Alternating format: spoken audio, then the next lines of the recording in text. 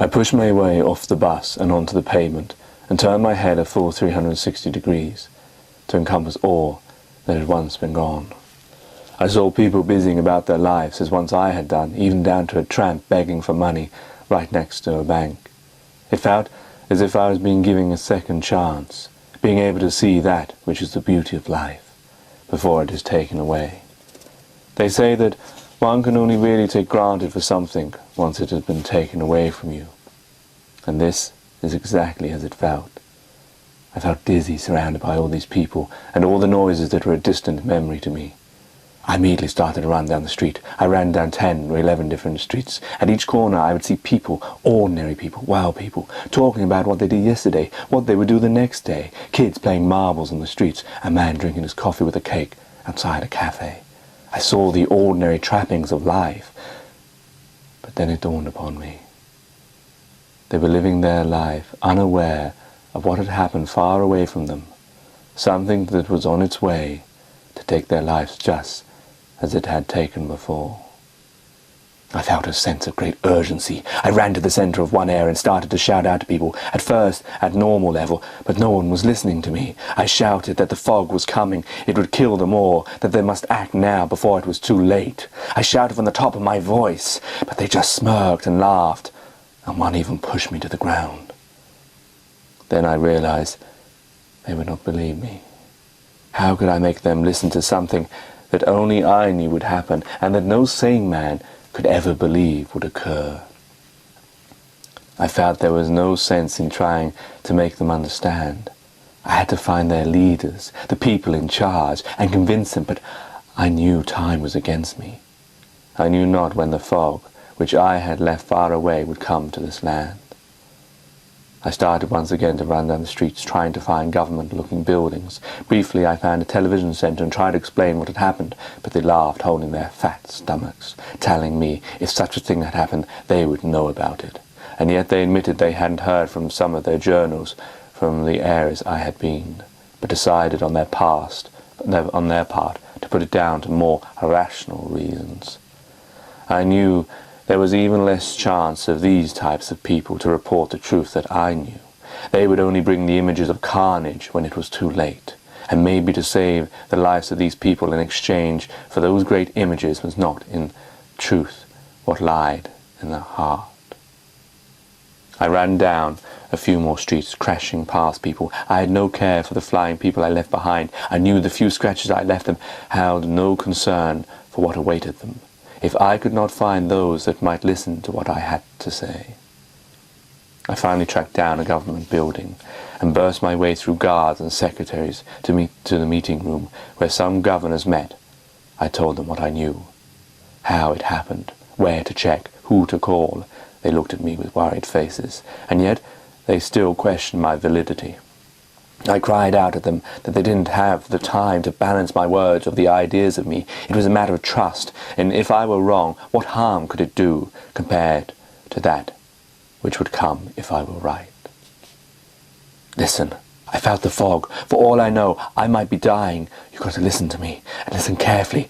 It will come in waves. It will kill those first, dead in the most horrific way. Then some will die in days, then in weeks, some in months. I don't know. At the beginning I saw white flashes, felt ill, but I haven't felt that since I visited the Scrags. But you don't need to know of me. You need to know the force that is coming. It will destroy everyone.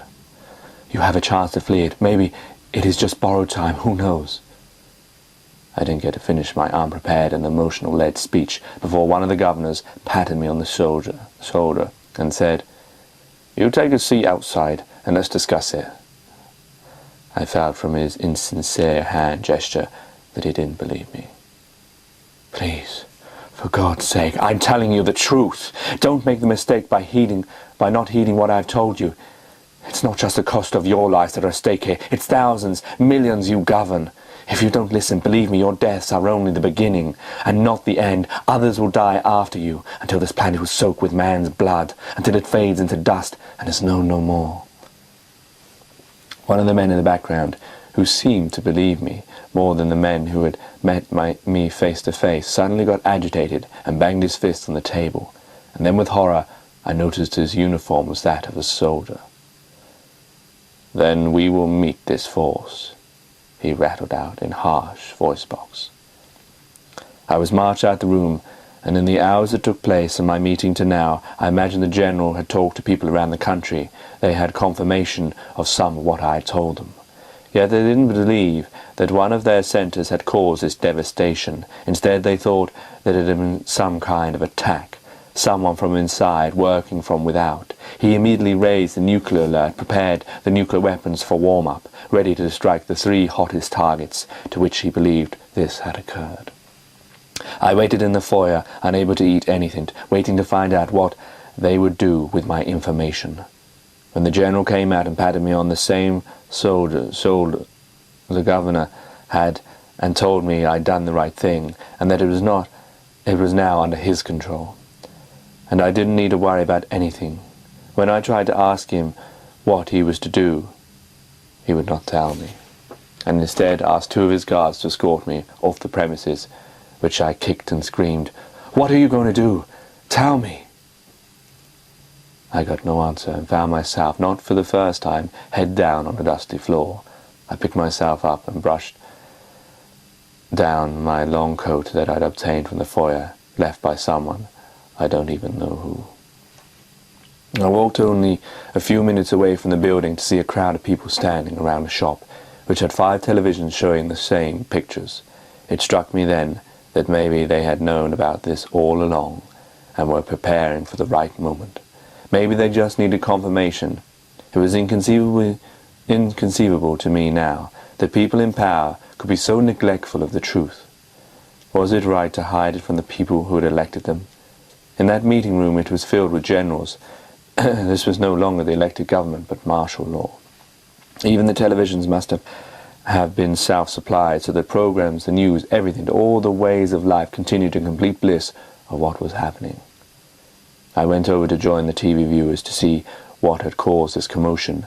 I couldn't make out what was being said, and so pushed my way through the crowds that had entered the shop to do the very same thing I did, and heard the voice of the General ending some speech. Then I saw what looked like an aerial view from some plane. Then in the silence came a massive explosion that ripped the very image and then went off. The image I saw was unmistakable. It was a nuclear explosion.